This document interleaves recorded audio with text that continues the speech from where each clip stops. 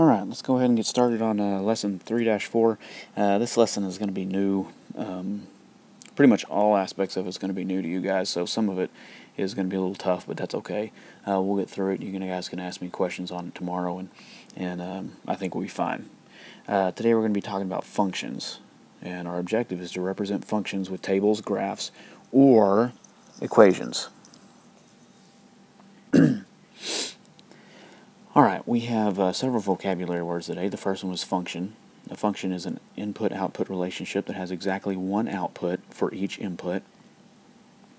An input is a value substituted into an expression or function.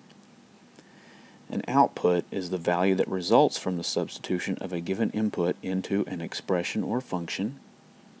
The range is the set of all possible values of a function. The domain is the set of all possible input values of a function. And the last one, a vertical line test. It says, if a vertical line intersects the graph of a relation at only one point, then the relation is a function. If the line intersects the graph of a relation at more than one point, then the relation is not a function. And we'll talk a little bit more about that one in our examples. Alright, let's take a look at our first table here. Our first example, rather. It says, make a table and graph of y equals 3 minus x to the second power. Make a table of inputs and outputs. Use the table to make a graph. Okay, what we're going to do here, if you notice, a quick reminder, remember we have, wow, let me erase that real quick because that's definitely too fat of a line for us to see what's going on. Alright, so remember, we always have our x and our y in our ordered pairs, just in that order. Okay? And if you look, it gives us our y right here. It gives us our, it gives us our x rather. It gives us our x value right there. Look at that. Our first x says is -2. So in order to figure out, to solve for my y right here, I need to substitute that x value into my equation right here. So this is going to be 3 minus x to the second power. So right here in this empty parentheses, I need to write this number that I have out here, which in this case is -2. Well, if we think about that, that's going to be -2 times -2 is +4. So this little equation right here is going to end up being 3 minus 4. Well, that's going to equal my y value, so my y equals 1.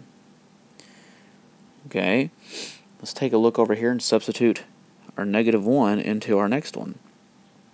Well, -1 times -1 is just +1, so then we have 3 minus 1. Well, that equals 2. And I guess it's up here, this first one, 3 minus 4, that should be -1. Sorry about that. And then down here, we'll substitute 0 in there. Well, obviously 0 to the second power is still 0, so 3 minus 0 is 3.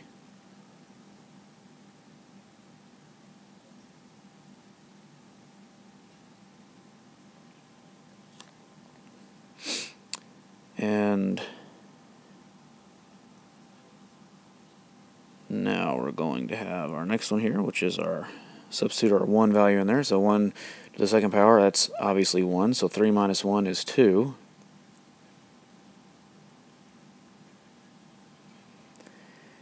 And the next one we're going to have is going to be substitute my 2 value in here. 2 to the second power is 4. So then we have 3 minus 4 again, which equals -1. Alright, so let's take a look and see what, let's graph this. Okay, now remember, it gives us our x and y's. Now we figured those out. Okay, remember, this is your x value, this is our y value. Our x value, our y value. So let's take a look at our first one. The first one we have is going to be -2, -1.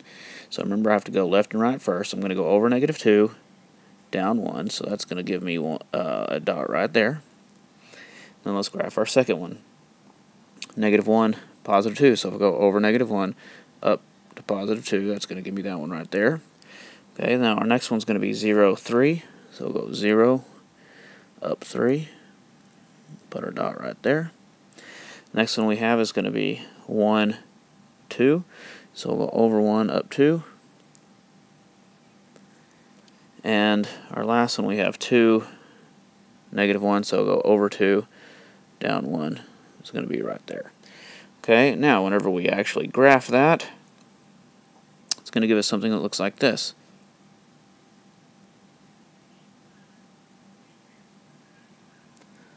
Okay, which if we were to do our vertical line test, you remember that the whole thing where we draw a vertical line, and if it only intersects at one point, then it's a function, which if we were to draw a vertical line any place through this graph right here, well, that only intersects in one place, so therefore it would be a function. Alright, let's move on to our next one. Alright, this one says to determine if a relationship represents a function. That's what we're looking for. We're looking for a function. It says the input x2 has 2 outputs, y equals 3, and y equals 6. The input x equals 3 has more than one output.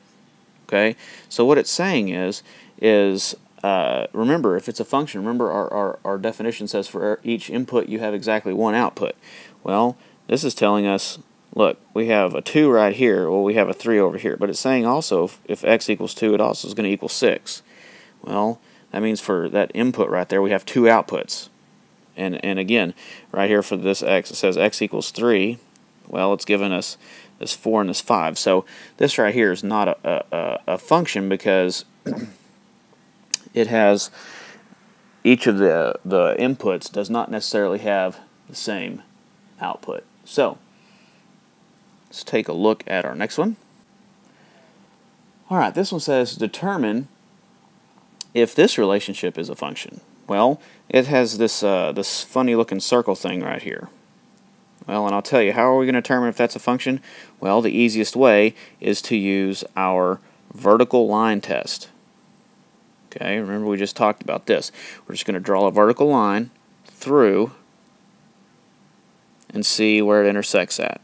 If it intersects in only one place, then it's a function. If it intersects more than one place, it's not a function. And on this one right here, look, it intersects in 2 places, right here and right here. So therefore, this one cannot be a function. Alright, let's take a look at this one. Is this one a function?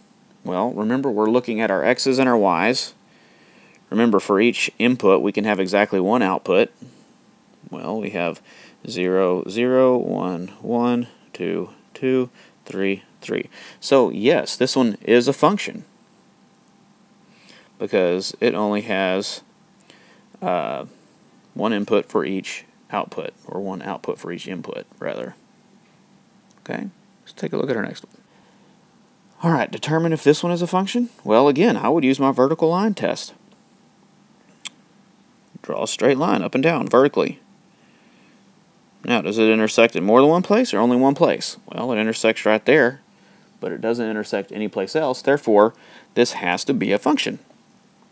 Easy enough. Alright, let's move on to our last slide. Alright, this one, in order for us to determine if this one is a function, we actually have to substitute our x value into our equation right here to solve it, which I've already taken the liberty and substituted those in for you. So let's see. Our first one, 0 minus 1 would be negative 1. The next one, 1 minus 1 is 0. 2 minus 1 is 1. And 3 minus 1 is 2. Okay, so if we look here at our inputs and our outputs, well, we notice that we only have, for each input, we only have one output. So, yeah, this one would be a function as well. Excellent. I know that some of these can be a little bit confusing, but again, whenever you guys get to class tomorrow, we'll work some of them together, hopefully clear up a little bit of the confusion, and I think that you guys do okay. All right, good luck. See you tomorrow.